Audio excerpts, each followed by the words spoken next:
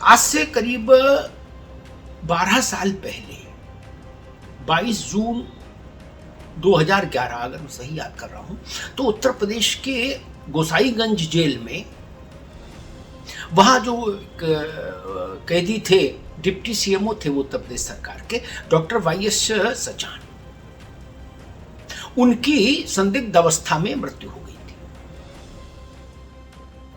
Police ने कहा यह आत्महत्या है, खुदकुशी कर ली डॉक्टर साहब ने।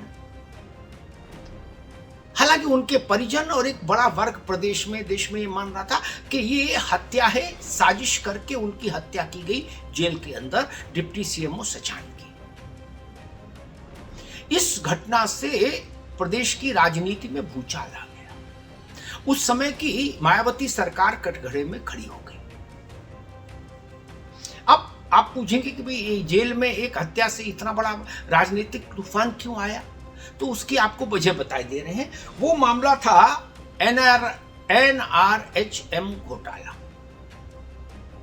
ये घोटाला उत्तर प्रदेश के इतिहास में अब तक हुए घोटालों में सबसे बड़े घोटाले के रूप में दर्ज है, NRHM।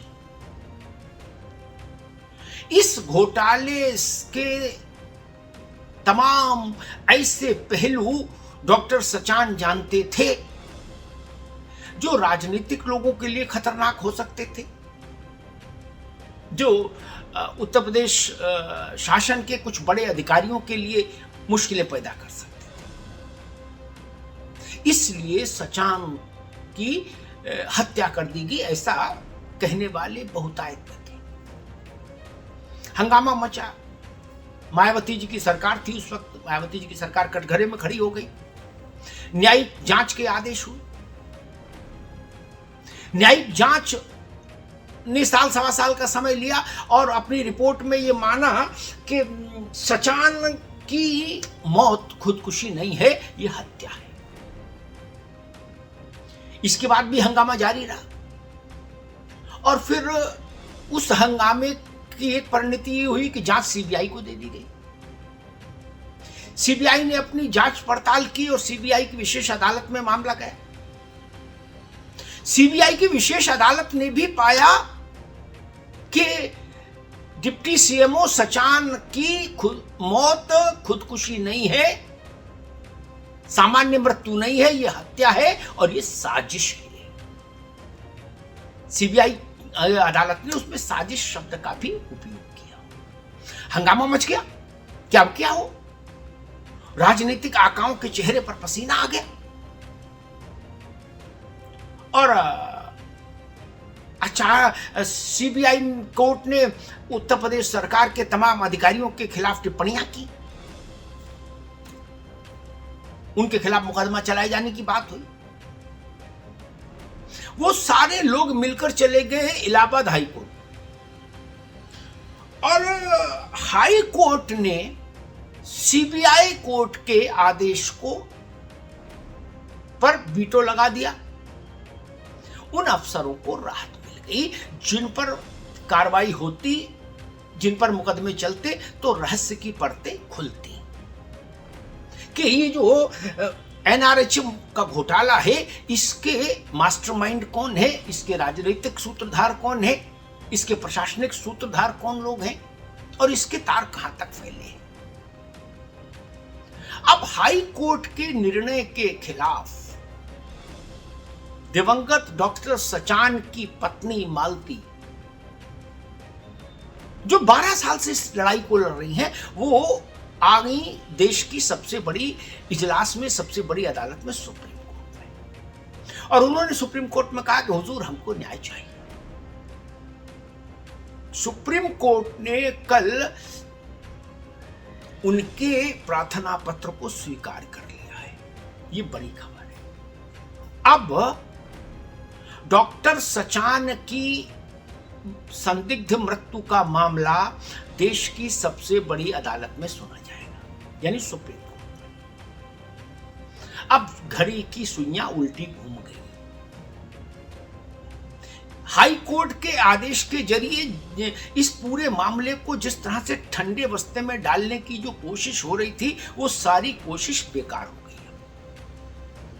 अब ये देश का बड़ा घोटाला और इसका जो एक प्रमुख घटनाक्रम है डॉक्टर सचान की संदिग्ध मृत्यु, उसकी सुनवाई सुप्रीम कोर्ट ऑफ इंडिया में होगी। अब फिर से उन सब लोगों के लिए धुकधुकी बढ़ने का समय आ गया जिनके नाम सीबीआई की अदालत में लिए गए थे, जिनके नाम न्यायिक जांच के रिपोर्ट में आए थे, और मामला राजनीतिक भी है। उस समय की सरकार और उस समय की सरकार जिस पार्टी की थी, वो पार्टी भी लगातार कटघरे में रही है इस हत्याकांड को लेकर। लोकसभा चुनाव कुछ महीने की दूरी पर है और डॉक्टर सचान की हत्या का मामला एक बार फिर से नए सिरे से अब सतह पर आ गया है। इसका क्या फर्क, इसका उत्तर प्रदेश की राजनीति पर भी बड़ा असर पड़ सकता है अगर सुप्रीम कोर्ट में सुप्रीम कोर्ट की ओर से कुछ बड़ी टिप्पणियां और दिशा निर्देश आए तो। और उत्तर प्रदेश में एक दूसरी खबर वो भी बसपा से ही जुड़ी हुई है। कल बसपा की सुप्रीमो मायावती ने एक बड़ी बैठक बुलाई थी लोकसभा चुनाव को लेकर, उसके तमाम पहलुओं पर विचार विमर्श करने के लिए, और वो बैठक दो संदेशों के साथ समाप्त हुई। एक, किसी के साथ नहीं जाएंगे, किसी के साथ अलायंस नहीं करेंगे, ना इंडिया ना एनडीए, हम अकेले चलेंगे। ये पुरानी बात है जो मायावती कहती रही है। उसी को उन्होंने फिर दोहरा दिया कि भाई सब लोग हमारा वोट ले लेते हैं, हमको कोई वोट नहीं देता।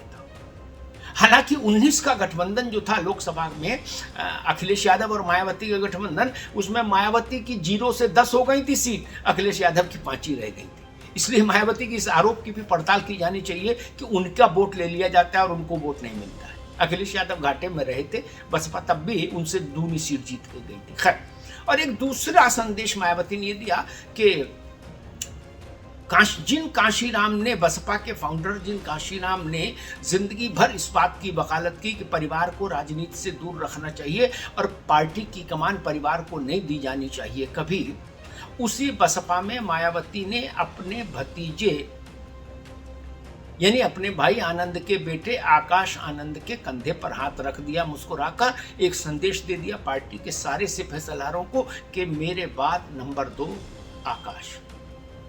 यानी मायावती ने पार्टी की कमान परिवार में सौंप दी। ये वो बसपा है जिसमें कांशीराम ने मिशन के लिए निकलने से पहले, साइकिल में पेडल मारने से पहले अपना घर परिवार सब छोड़ दिया था। फिर कभी पीछे मुड़कर उन्होंने परिवार की ओर नहीं देखा। कांशीराम कहा करते थे, इस देश के करोड़ों करोड़ों जो वंचित वर्ग के लोग हैं वही मेरा परिवार है।